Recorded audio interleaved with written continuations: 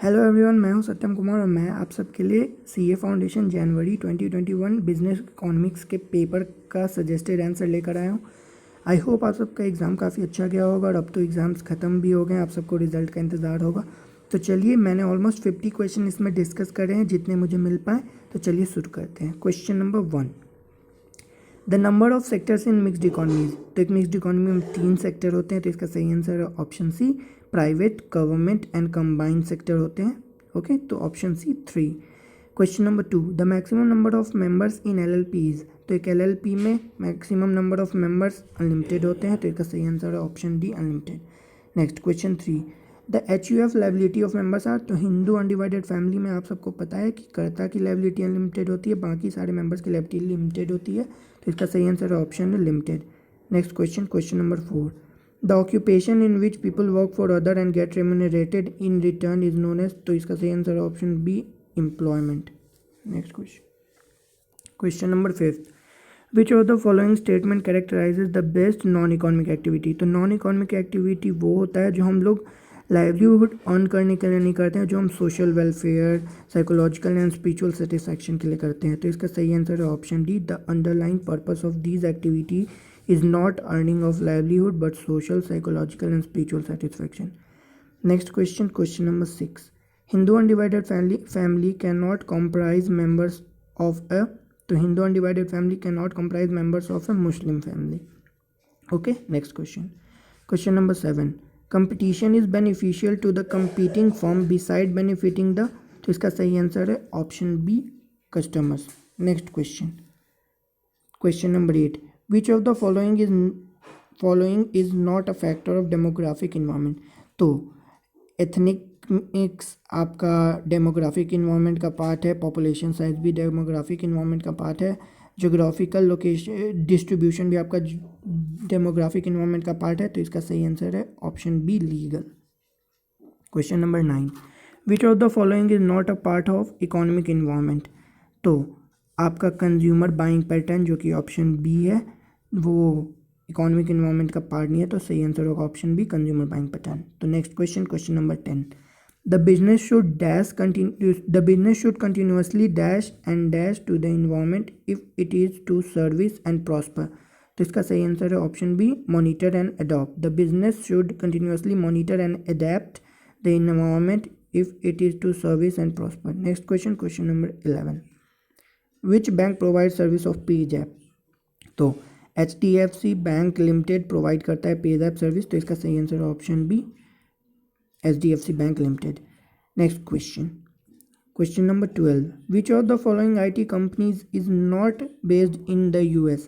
तो इसमें आपका माइक्रोसॉफ्ट कॉरपोरेशन US बेस्ड है, इंटेल कॉरपोरेशन US बेस्ड है, IBM कॉरपोरेशन US बेस्ड है, HCL technologies limited is not US based. तो इसका सही आंसर है option C, HCL technologies limited.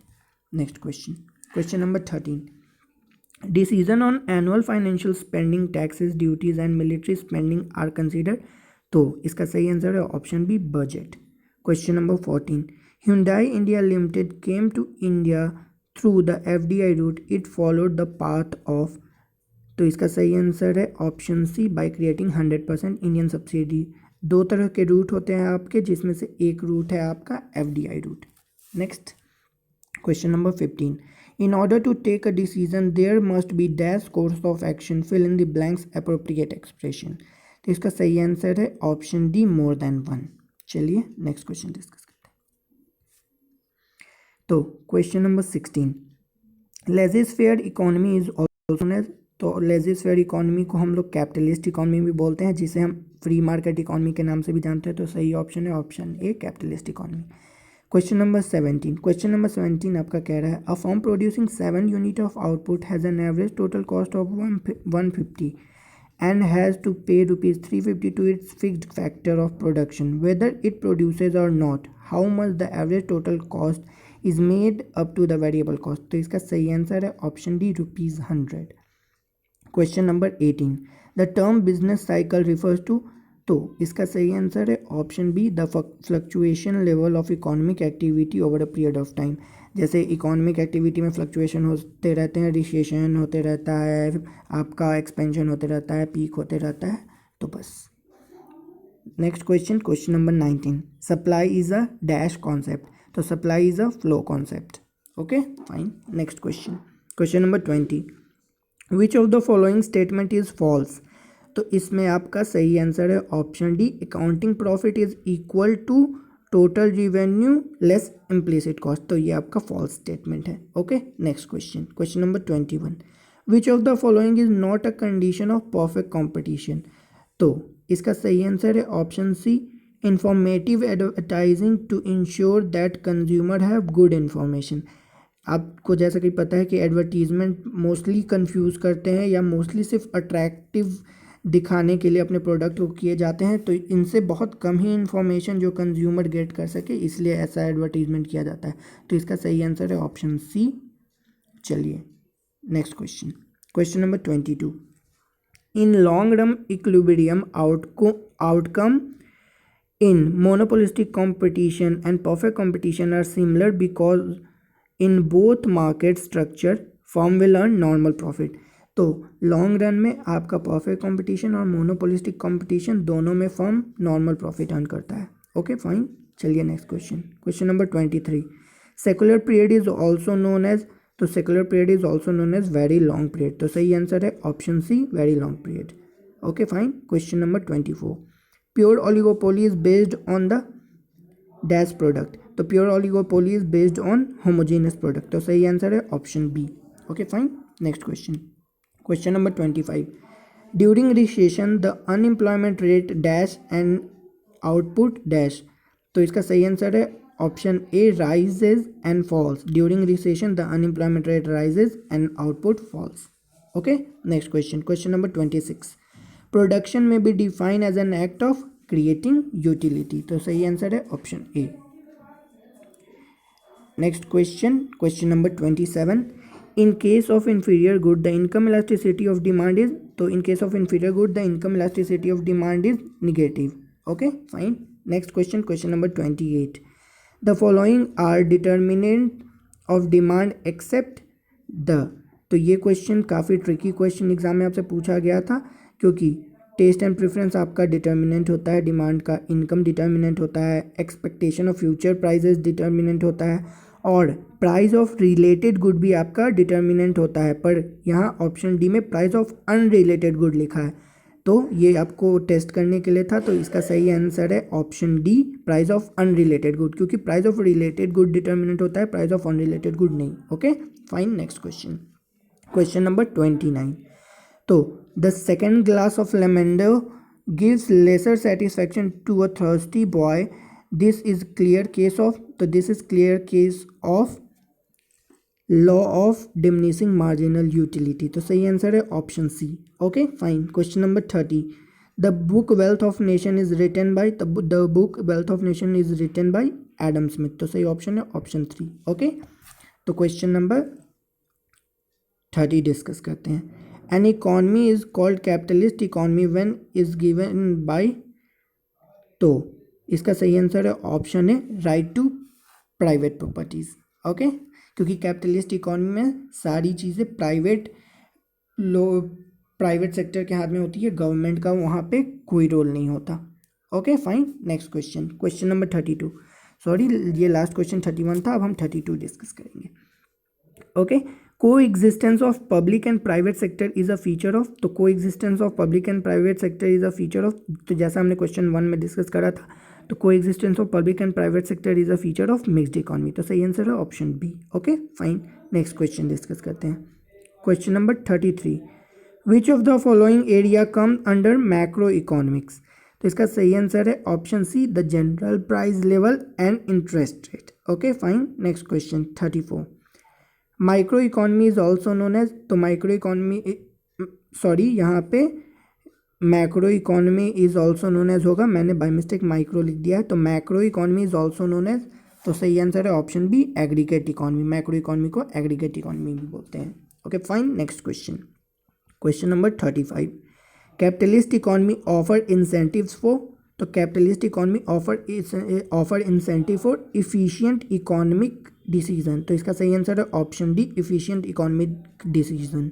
Okay fine, next question number 36, effective demand is dependent on, तो इसका सही answer है option C price. Effective demand is dependent on price. Okay, next question discuss करते हैं। Question number 37, why does demand curve slope downward? तो demand curve slope downward because of different uses. Okay fine, next question. Question number 38, which are exceptions of law of demand? तो इसका सही answer है option C conspicuous good. Okay, next question 39, identify the factor which generally keeps price elasticity of good low? तो इसका सही answer है option B very low price of commodity. Fine, next question. Question number 40, XYZ can earn supernormal profit in long run under, XYZ can earn supernormal profit in long run under monopoly. तो इसका सही answer है option B, क्योंकि monopolistic competition and perfect competition में long run में आपका normal profit earn करता है, और यहाँ ड्यूओपोली है। अगर ओलिगोपोली रहता तो बोथ मोनोपोली एंड ओलिगोपोली होते हैं। Okay fine, next question.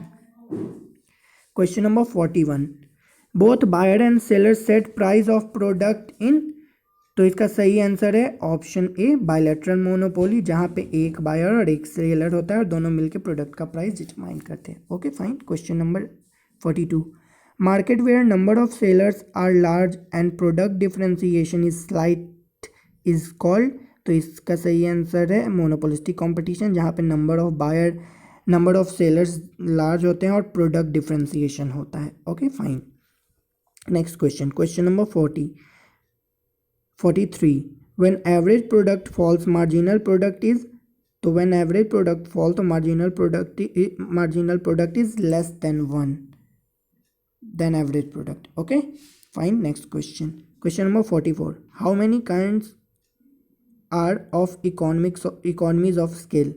तो 2 काइंड है, तो इसका सही आंसर है option 2 internal and external. Okay, next question. Question number 45, according to Cobb Douglas labor contribution in increasing manufacturing product is, तो Cobb Douglas के according labour contribution in increasing manufacturing is 3/4, तो सही answer है option B 3/4।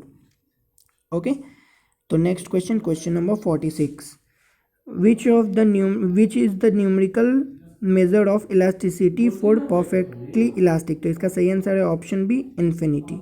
Okay, question number 47, average cost curve is, तो average cost curve is सही option है option है U shaped. Okay fine, next question.